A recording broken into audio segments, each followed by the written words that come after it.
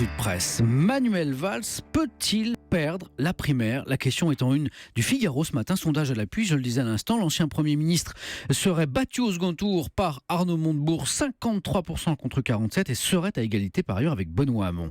A-t-il eu vent de ce sondage avant de donner une interview aux Parisiens? Je ne crois pas être favori. Voilà en tout cas ces mots qui sont repris en une du journal. Le Parisien qui a rencontré un ancien Premier ministre manifestement fébrile. Il y a d'abord ce lapsus dans l'interview, mon prochain quinquennat, dit-il. Et puis surtout, rapporte le Parisien, partagé entre la défense du bilan présidentiel et le détail de ses propositions, eh bien, il ne cesse de consulter pendant l'interview ces nombreuses fiches étalées devant lui, comme s'il ne savait pas vraiment sur quel pied danser. Et je reviens au Figaro, qui revient sur la marque de fabrique de Valls, son ADN, son parler vrai. Lui qui pendant 2 ans s'est attaché à prendre son camp à rebrousse-poil, mais on se trompait, écrit ce matin le Figaro. Son entrée en campagne prouve qu'en fait il raffole de toutes ces lubies qu'il dénonçait jadis de toutes ses forces, comme les 35 heures.